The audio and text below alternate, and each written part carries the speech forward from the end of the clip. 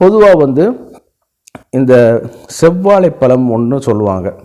இந்த செவ்வாழை பழத்தை வந்து என்ன பண்ணுன்னு கேட்டிங்கன்னா, நாள் வந்து நல்லா வாங்கி வந்து நல்லா கொஞ்சம் மேலாப்பில் கழுவிட வேண்டியது. கழுவி விட்டு அதன் நடுவில் வந்து கீறி ஒரு கத்தியால் ஷார்ப்பான நைஃப்னால் நல்லா கீறி நீர்முள்ளி விதை, சரிங்களா, அந்த நீர்முள்ளி விதையை வந்து எடுத்துக்கிறோங்க. இந்த நீர்முள்ளி விதையை வந்து நம்ம வந்து எப்படி டெஸ்ட்டு பண்ணுறதுன்னு பார்த்தீங்கன்னு கேட்டிங்கன்னா, கொஞ்சோண்டு எடுத்து தண்ணியில் போடுங்க. அதிக அளவு மிதந்துருச்சுன்னு கேட்டிங்கன்னா அந்த விதையில் வந்து உயிரோட்டம் வந்து கிடையாது. கொஞ்சம் ஓரளவு அது சிங்க் ஆகியிருக்கணும். ஏறத்தாழ ஒரு 100 இது போடும் பொழுது ஒரு அட்லீஸ்ட் ஒரு 50ஆவது உள்ளைக்க வந்து மூலிகை இருக்க வேண்டும், சரிங்களா. அந்த மாதிரியான விதைகளை வந்து எடுத்துக்கிறோங்க.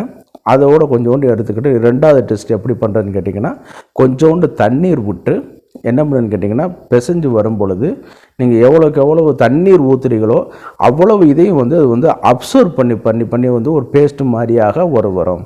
இந்த மூலிகை விதையை வச்சு தான் அந்த காலத்தில் வந்து மணலை வந்து கயிறா திரிச்ச வித்தைகளை வந்து பண்ணியிருந்துருக்காங்க, சரிங்களா.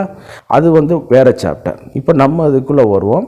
இந்த நீர்முள்ளி விதையை எடுத்து அந்த வாழைப்பழத்தை உள்ளைக்க வந்து வைத்து கொண்டு ஒரு சின்ன ஒரு துணியை வச்சு, வெள்ளை துணியை வச்சு ஒரு சின்ன ஒரு நூலால் மென்மையாக வந்து நாள் இரவில் வந்து கட்டி வைத்து விட வேண்டும், சரிங்களா.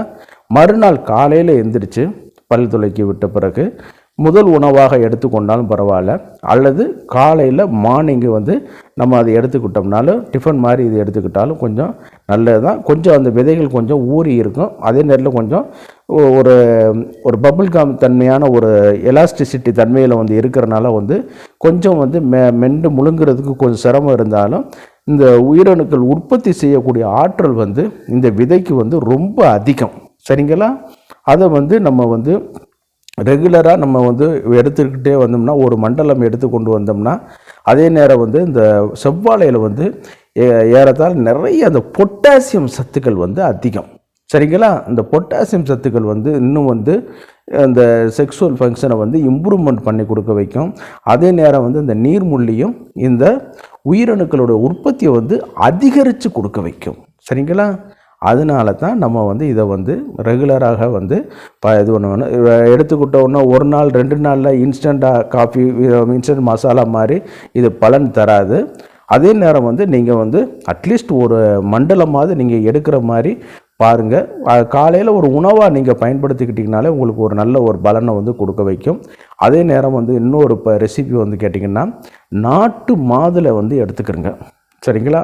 நாட்டு மாதுளை எடுத்துக்கொண்டு அதை வந்து நெருப்பில் லைட்டாக வாட்டி கொள்ளுங்க, சரிங்களா. நெருப்பில் வாட்டி கொண்டு அதை வந்து கொஞ்சம் நேரம் ஆற வச்ச பிறகு நல்லா ஜூஸ் புழிஞ்சு எடுத்துட்டிங்கன்னா அது நிறைய ஜூஸ் வந்து வர ஆரம்பிக்கும், சரிங்களா. அந்த ஜூஸில் வந்து எடுத்துக்கிட்டு கொஞ்சம் கசகச விதையை, சரிங்களா, அல்லது இந்த நீர்முள்ளி விதையும் ஊற வைத்து நம்ம வந்து ரெகுலராக எடுத்துக்கொள்ளும் பொழுது வந்து இது வந்து உயிரணுக்களை வந்து அதிகப்படுத்தக்கூடிய ஒரு ஆற்றலை வந்து உண்டு பண்ணி கொடுக்குது, சரிங்களா. இதை வந்து நம்ம வந்து ரெகுலராக ஒரு மண்டலமாவது கொஞ்சம் சாப்பிட்டு வரணும். அது காலை நேரத்தில் கொஞ்சம் கசகசா சாப்பிடும் பொழுது வந்து கொஞ்சம் தூக்கம், ட்ரௌசினஸ் இந்த மாதிரியான இதுகள்லாம் கொடுக்குறதுனால வந்து கொஞ்சம் நம்ம வந்து அதை வந்து கசகசா நீர்முள்ளி எடுத்துக்கலாம். இல்லைன்னா இரவு நேரத்தில் இதை வந்து சாப்பிட்ற மாதிரி பயன்படுத்தி கொள்ளலாம், சரிங்களா. அதனால தான் இது வந்து என்னென்னு கேட்டிங்கன்னா, இந்த உயிரணுக்களை அதிகரிக்கக்கூடிய ஒரு ஆற்றல் இருக்கிறதுனால வந்து இதை வந்து நம்ம ரெகுலராக கொஞ்சம் பயன்படுத்தி கொள்ளலாம். இது வந்து முற்றிலும் ஆண்குறி எழுச்சிக்கு வந்து கிடையாது, எரெக்டைல் டிஸ்ஃபங்க்ஷனுக்கு வந்து கிடையாது. உயிரணுக்கள் இல்லாத ஒரு சூழ்நிலைக்கு, உயிரணுக்கள் பாதிக்கப்பட்டிருந்த ஒரு சூழ்நிலைக்கு இந்த பதிவு வந்து உங்களுக்கு வந்து உதவியாக இருக்கும்னு நினைக்கிறேன். சிலவங்களுக்கு பார்த்திங்கன்னா நல்ல பெர்ஃபார்மன்ஸ் பண்ணுவாங்க, நல்ல ஒரு இது இருக்கும், ஆற்றல் இருக்கும், நல்லா ஒரு நாளைக்கு 3 தடவைக்கு மேலே உடல் உறவுலாம் பண்ணுவாங்க, இதெல்லாம் இது பண்ணுவாங்க. ஆனால் கருத்தரிக்காது, அதுதான் மெயின். அப்போது அந்த மாதிரியான ஒரு விரைவாக கருத்தரிக்கிறதுக்கு வந்து இதை நீங்கள் ரெசிப்பியை நீங்கள் எடுத்துக்கிட்டிங்கன்னா உங்களுக்கு ஒரு நல்ல பலன் வந்து கிடைக்கும். அதே நேரத்தில் வந்து சிலாஜித்து அப்படின்னு சொல்லக்கூடிய ஒரு ரெசின் வந்து கிடைக்கும். இது வந்து மலைப்பகுதிகளில் பிளான்ட்டிலிருந்து அந்த ஒரு கள்ளி மாதிரியான அமைப்பு வந்து நாளாக அது வந்து மெட்டபாலிசம் ஆகி இந்த மாதிரி பாறைகளில் இடுக்குகளில் வந்து தேங்கி இருக்கும் அப்படிங்கிற மாதிரி சொல்லிட்டு வராங்க. இதனுடைய ஆராய்ச்சிகள் வந்து இன்னும் தொடர்ந்து கொண்டே இருக்குது. சரிங்களா? இது எப்படி உருவாகுது, எப்படி தோன்றியது அப்படிங்கிறது வந்து இதில் தெரியவில்லை. ஆனால் அதே நேரத்தில் வந்து பைட்டோடெஸ்டோஸ்டெரான் அதிகரிக்கக்கூடிய ஒரு நேச்சுரலான ஒரு இன்கிரிடியன்ஸில் இது ஒரு முக்கியமான ஒரு இடத்த வந்து வைக்கிறனால எந்த விதமான ஒரு சந்தேகமும் இதில் வந்து கிடையாது. இது வந்து என்னென்னு கேட்டிங்கன்னா, இந்த சிலாச்சித்து ரெசின் மாதிரியே இருக்கும். இதை வந்து என்ன பண்ணு கேட்டிங்கன்னா, ஒரு ஸ்டிக்கு ஒன்று கொடுத்துருப்பாங்க, அல்லது நீங்களே ஒரு சின்ன ஒரு கரண்டி மாதிரி எடுத்துக்கொண்டு அதை வந்து வாட்டரில் வந்து நல்லா மிக்ஸ் பண்ணி கொண்டு காலை மாலை இரு நேரங்களில் சாப்பிட்டாலும் அந்த ட்ரிங்க்ஸை குடித்தாலும் நம்மளுக்கு வந்து ஒரு நல்ல ஒரு ஆற்றல் கிடைக்கும். இப்போல்லாம் வந்து பார்த்திங்கன்னா ஈஸியாக வந்து மாத்திரைகளாகவே வர ஆரம்பிச்சிருச்சு. சரிங்களா? அதை வந்து பைண்டு பண்ணி நம்ம இந்த டேப்லெட்டுகளை நம்ம எடுத்துக்கொள்ளும் பொழுது பார்த்திங்கன்னா நம்மளுக்கு இன்னும் விசேஷித்த ஒரு ஆற்றல் வந்து கிடைக்கும். உடம்புல வந்து டெஸ்டோஸ்டெரானுடைய உற்பத்தியை வந்து அதிகரித்து கொடுக்க வைக்கும். அதே நேரத்தில் உடம்புக்குள்ள உள்ள அந்த பலகீனம் இதெல்லாம் வந்து குறைச்சி கொடுக்க வைக்கும். இந்த டெஸ்டோஸ்டெரான் உற்பத்தி அதிகமாக இந்த உயிரணுக்கள் உற்பத்தி செய்யக்கூடிய இது எண்ணிக்கையும் அதிகமாக இருக்கும்.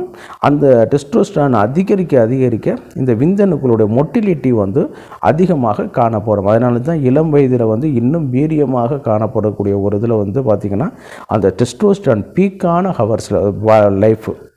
அதே மாதிரி தான் இப்போயும் நம்மளுக்கு அதை எடுத்துக்கொள்ளும் பொழுது வந்து இது வந்து நம்மளுக்கு வந்து ஒரு நல்ல பலனை தரும். இப்போ இந்த வீடியோவில் வந்து ஏறத்தாழ 3 இது சொல்லியிருக்கேன். ஒன்று வந்து செவ்வாழையும் நீர்முள்ளி விதையும், அடுத்து வந்து மாதுளை பழச்சாறும் ப்ளஸ் வந்து நீர்முள்ளியும் எடுத்துக்கொள்ளலாம், இல்லைன்னா கசகசாவும் சேர்த்து கொண்டு நம்ம எடுத்துக்கொள்ளலாம். அதே நேரத்தில் வந்து 3வது வந்து இந்த சிலாஜித்து நம்ம எடுத்துக்கொள்ளும் பொழுது வந்து நம்மளுக்கு வந்து இன்னும் வந்து ஒரு ஆற்றலை வந்து கொடுக்குது. பொதுவாக வந்து இதை உருவாக்கக்கூடிய மருந்துக்கும் விந்தணுக்களை உற்பத்தி செய்து அதை வீரியப்படுத்தக்கூடிய மருந்துக்கும் விரைப்புத்தன்மையை அதிகரிக்கக்கூடிய மருந்துக்கும் மெக்கானிசம் இரண்டுக்கும் அதை பிசியாலஜிக்கல் ஃபங்க்ஷனுக்கும் வந்து இரண்டும் வித்தியாசமான ஒரு பண்பு உடையவை. அதனால் வந்து அந்த இதுக்கு வந்து நம்ம இது ரிலேட்டடாக இருக்காது. உயிரணுக்கள் வந்து எப்படி வந்து உற்பத்தி ஆகும், சிலவங்களுக்கு வந்து நல்லா வந்து ஆண்குறி வந்து நல்லா எழுச்சியாக இருக்கும். அதே நேரத்தில் வந்து பார்க்கும்போது நல்லா பெர்ஃபார்மன்ஸ்லாம் நல்லா பண்ணுவாங்க.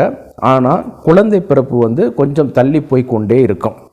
அதற்கு வந்து காரணம் கேட்டிங்கன்னு பார்த்தீங்கன்னா, இந்த ஆக்டிவ் மொட்டையில் உள்ள விந்தணுக்கள் வந்து ரொம்ப கம்மியாக இருக்கும்.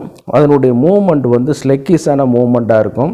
தலை வந்து பார்த்திங்கன்னா தலை மற்றும் வால் இதெல்லாம் பார்த்திங்கன்னா ஒரு மார்பாலஜிக்கலாக வித்தியாசமான தோற்றத்தில் வந்து காணப்படும்.